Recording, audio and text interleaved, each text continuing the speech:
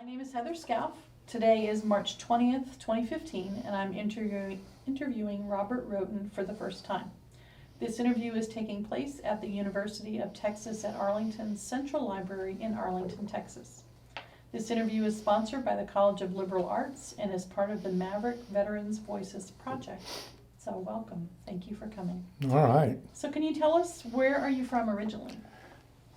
Well, originally, I guess I'm going to have to say I was from Irving. Grew up pretty much in Irving in a little place called Sowers.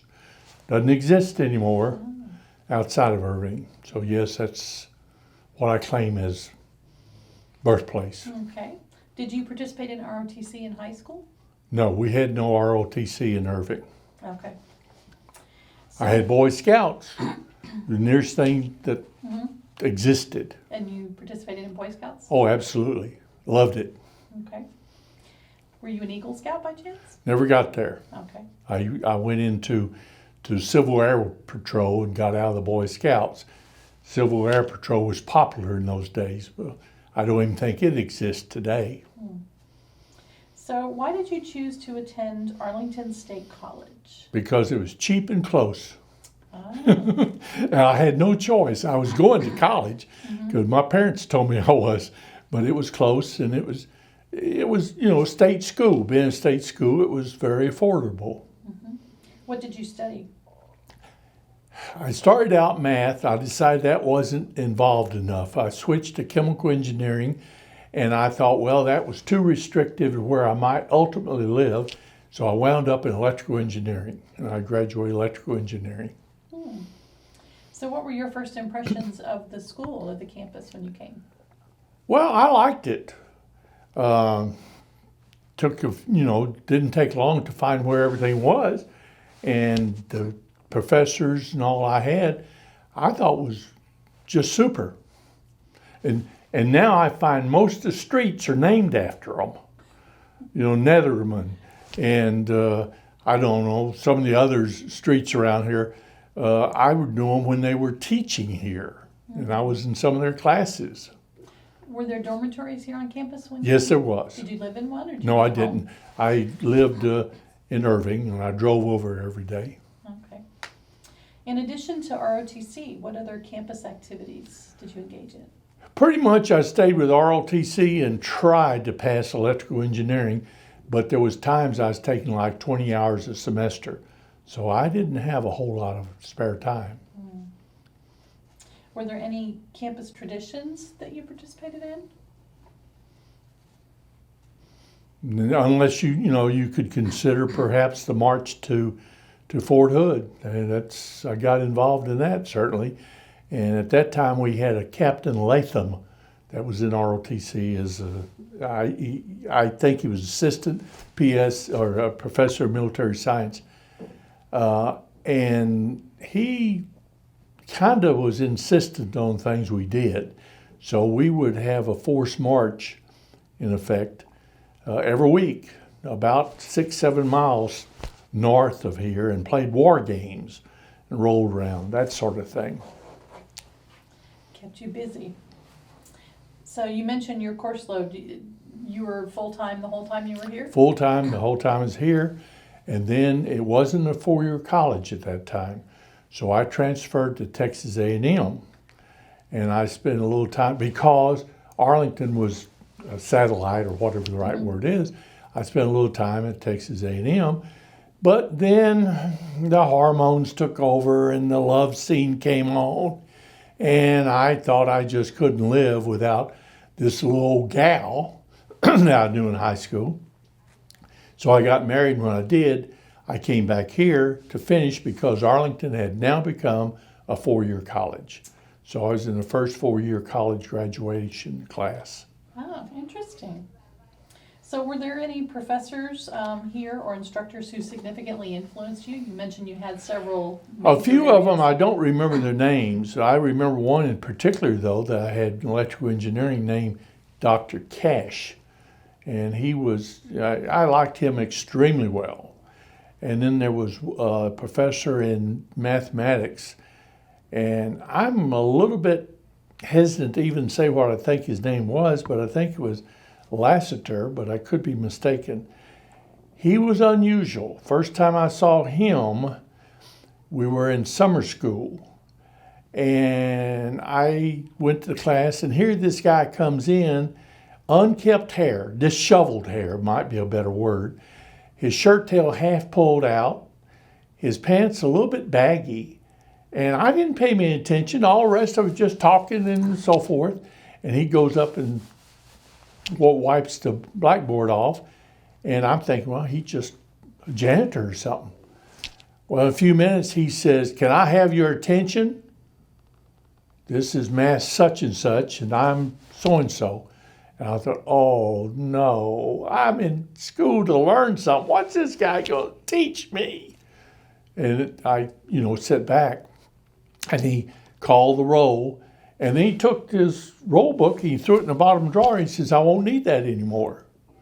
And I thought, oh, boy, he won't know when you're here, when you're not. Mm-hmm. The next day, he knew everybody's name. He had just a tremendous memory. And we always joked because he only lived a few blocks from here. He loved Greek mythology, and he'd get a book to read on Greek mythology, and he'd start walking home. He might pass his house and go 3 or 4 blocks down. And we thought that was hilarious. So, yeah, I remember him very well. So I've read that after you graduated, you were commissioned as a second lieutenant in U.S. Army? U.S. Army. Okay, and what branch were you? I went into Ordnance. Ordnance, okay. So did you attend boot camp or ROTC advanced camp, or how did that work? At that time, the general over Ordnance had gotten into, word battle or something with the general over infantry or something. And so this general over the Ordnance decided he was going to make Ordnance a tough course. So he patterned it after what you might consider regular Army was. And so I had to go to Aberdeen, Maryland. I showed up there. There was 4 billets or 4 barracks. And we were in those barracks by alphabetical, A, B, C, D, so forth. Anyway, when I got there, I got a haircut in Aberdeen, a nice haircut. I went in, and first thing I was told, that haircut won't do. Well, it's only an hour and a half old. It won't do. You go down to the Student Union building, the PX we called it. You go down there and tell them you want a Beaumont special. Okay, whatever Beaumont special is. I didn't have a hair left. I was pure bald. Well, we were all that way.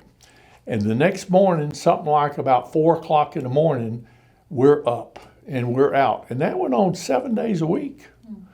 And they had a bell down at the office. If you decided that you'd had enough, go down and ring that bell and you're out. Well, I wasn't about to, but we started out with like 120 people in that particular class. I think we wound up about 85 or 90, as I recall. Some guys just couldn't take it.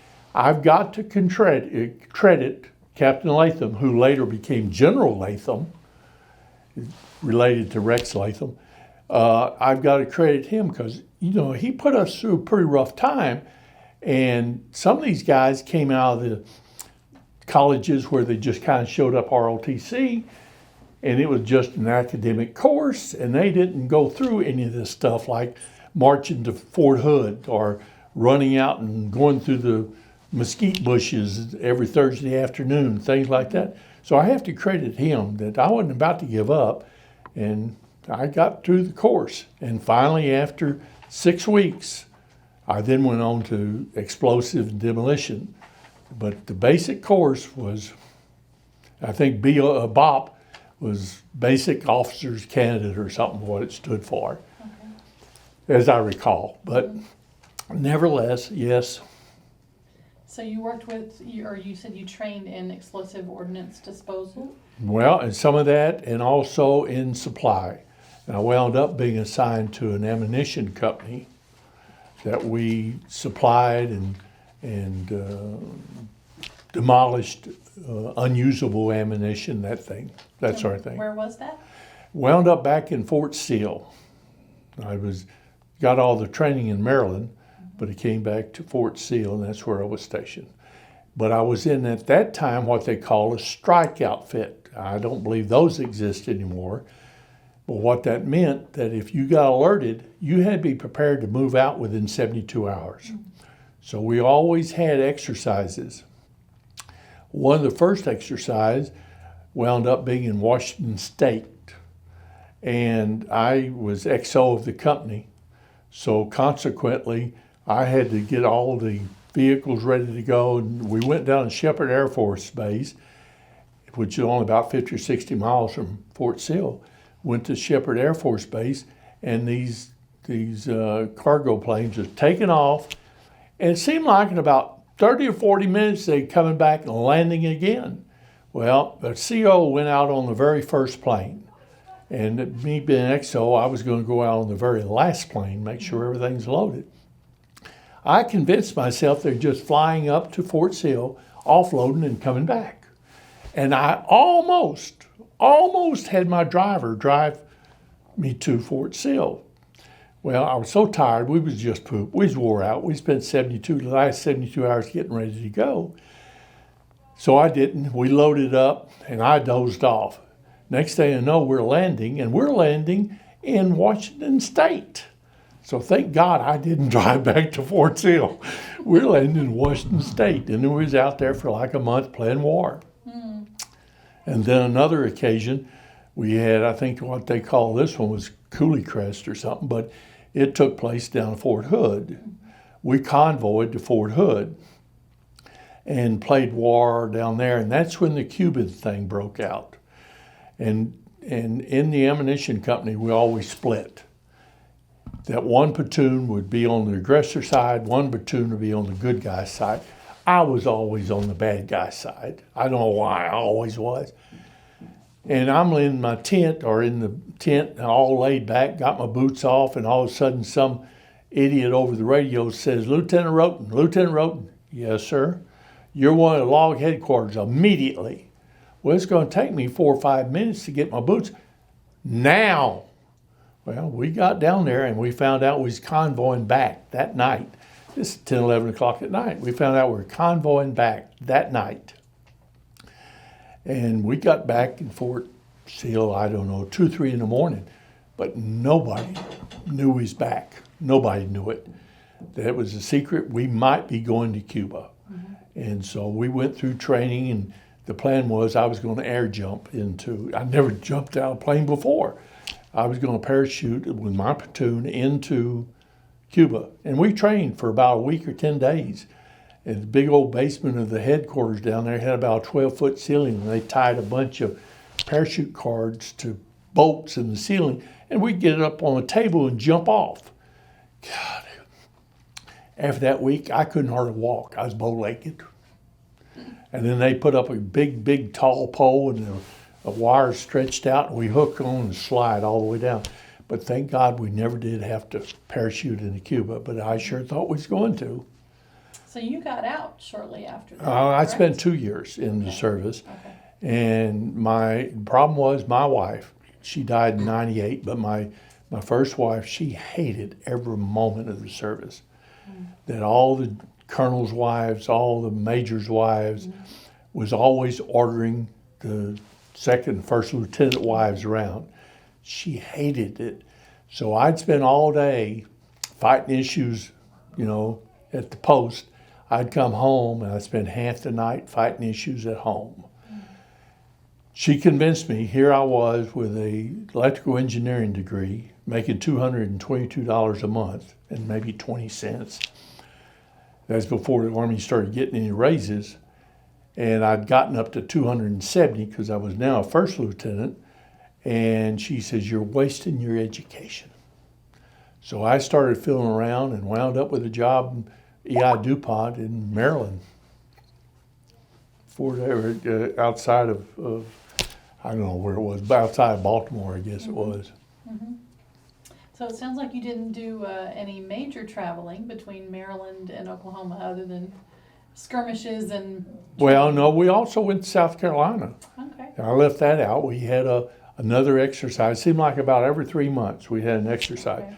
The phone would ring, and I'd hear a voice on the other line say, "The moon is blue," or something like that.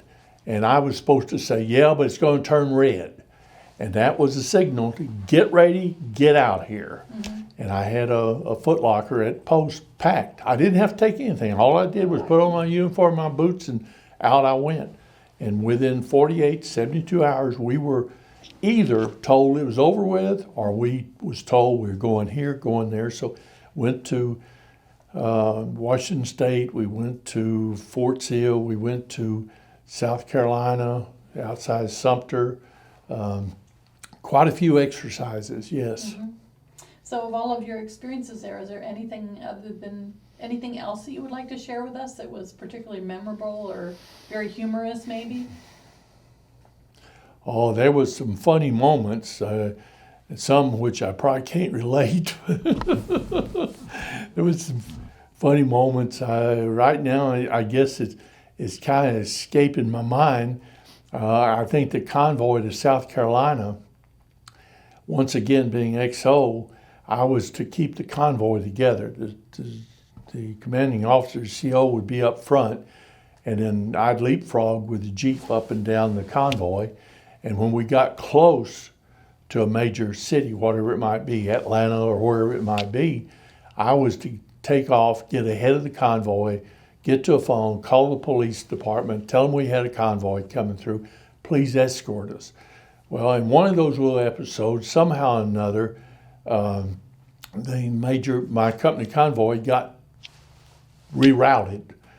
That the battalion was ahead of us, and they'd left the road guard, and road guard had told the company, "Well, you can't go this way, it's a detour, you got to go that way."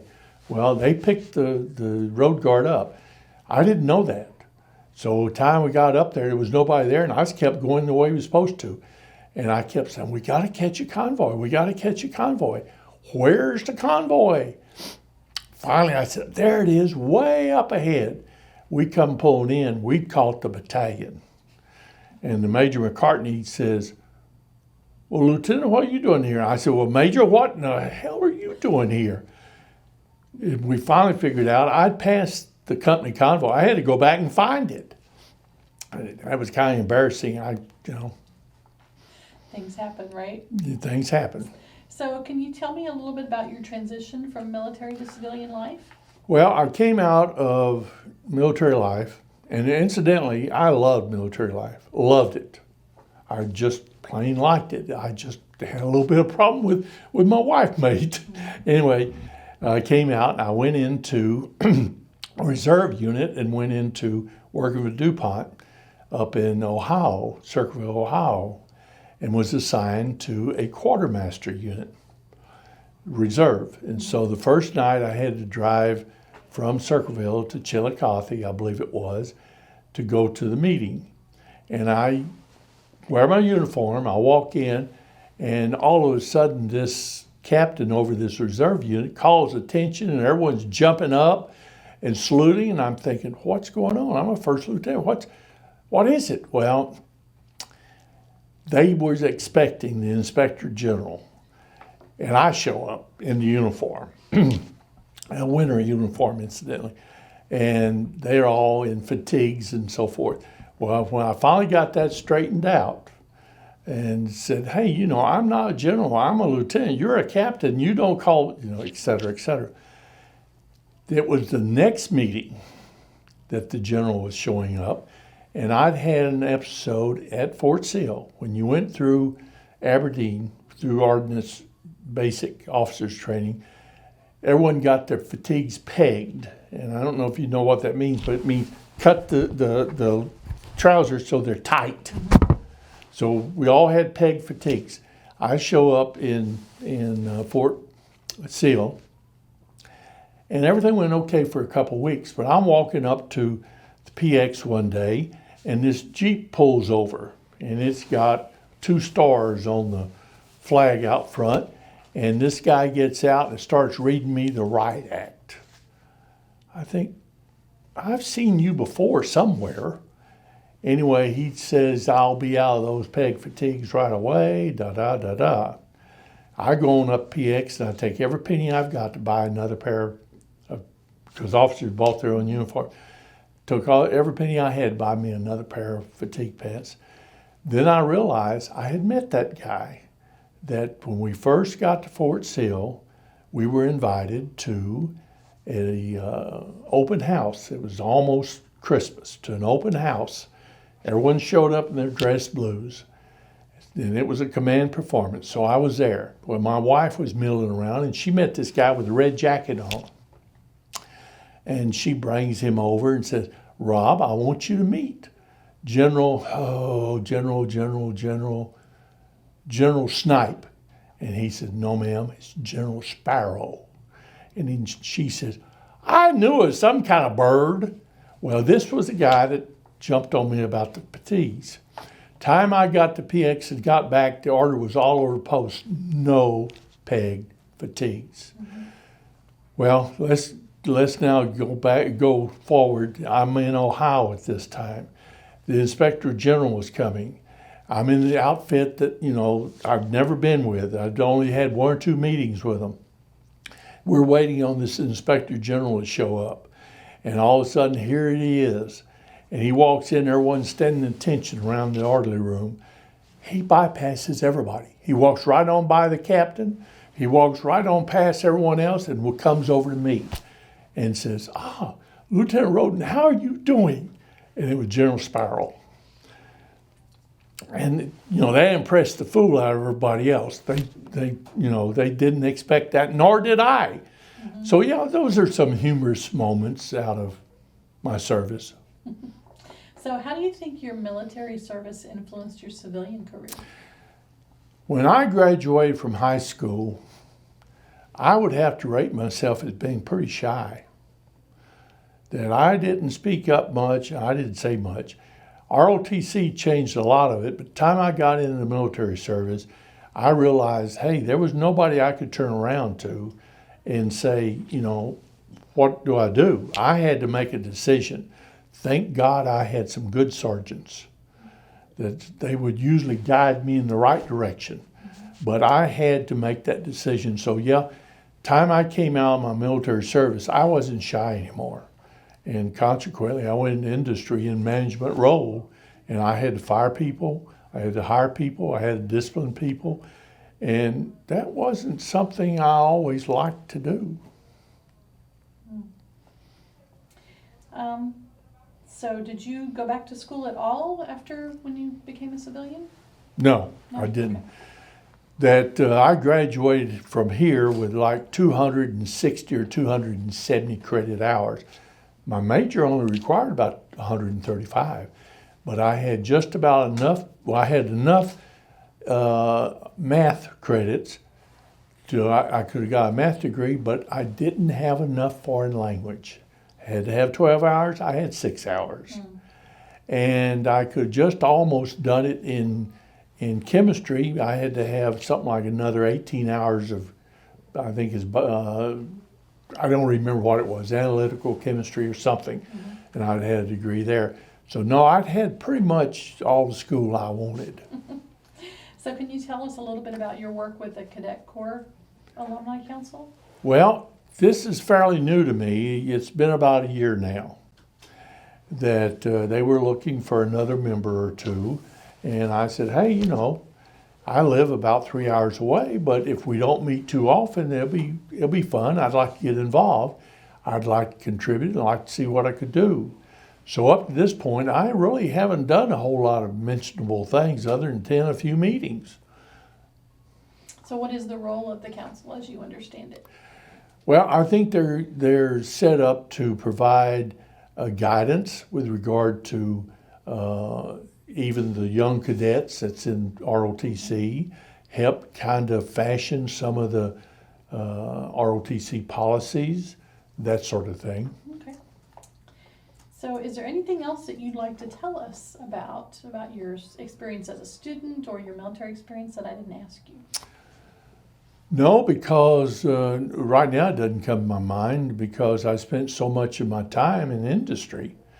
And result was that I used a lot of my military experience and a lot of exposure from military in the industry setting.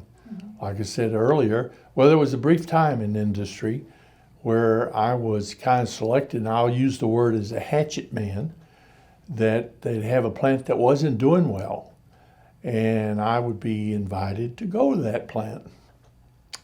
And then they'd sit down with the plant manager, sit down with me, and they'd say, he's going to be the good cop and you're going to be the bad cop. Well, what does that mean? Well, he's going to be easy to get along with, and we're going to give you a list of people salaried people, that we don't think is performing. It's your job either to get rid of them or get them to perform. I hated that assignment. Hated it, but I spent a year or two doing that. Then they got in some trouble building a plant. They was building a plant in Maxton, North Carolina. And they'd fired the electrical design company, and they were way behind on electrical. And the new plant manager up there had known me, and he said, I want him to come up and get us out of trouble.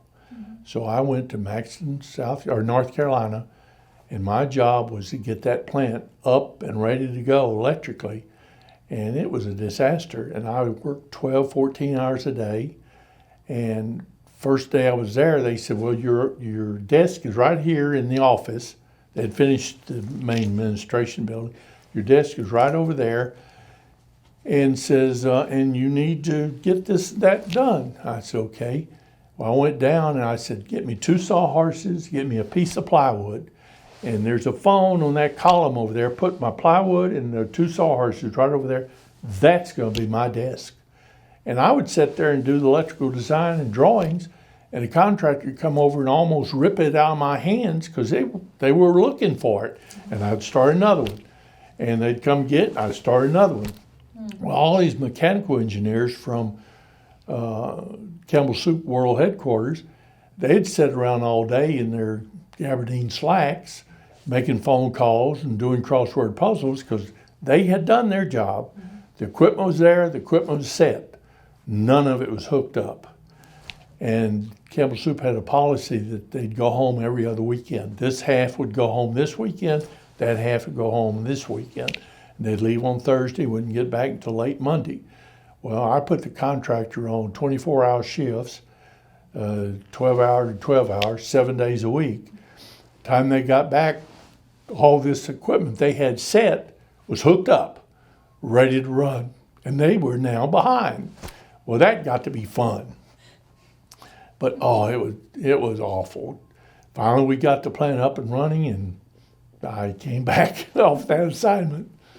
So did you move a lot with your family as in your civilian career? Well, not all that much. I first went to work in Campbell Soup Company in Paris, Texas. And then from there, I went to South Carolina. But then most of these other things was special assignment. But then I went from there to Fayetteville, Arkansas. And then from there, I went back to South Carolina for a little while, and then back finally to Paris, Texas. And that's where I retired from. Well, I would like to thank you very much again for talking with us today. It's been a real pleasure. You were very informative and great information. Well, Heather, when you go through and edit out all the BS, pardon the expression, when you edit out all the BS, we may have 5 minutes worth. No, I think this was great, but I do also want to thank you for your service and your contribution to this project. Well, I as soon as Rex said something about it, I said, man, I'm interested in giving it a try. No one may be interested in listening, but I'll be interested in giving it a try. Well, I thought your stories were very interesting. I am also an ROTC graduate, not of UTA, but I graduated in '84. So it was interesting listening to your stories. I was an old man in '84. And I hear a lot of things in your stories that I echo those very same experiences. So some things never change. Well, the year or so at A&M, there was also stories that we flooded out dorms, et cetera. I loved it. Mm-hmm. I liked the military environment. Yeah. Well, we're very lucky to have you here in the the Alumni Council is lucky to have you participate. They better be, because I spent about $30 on gas and parking today. They better be. I'm sure they are. Well, thank you again very much for All your right, time. Heather. I appreciate it.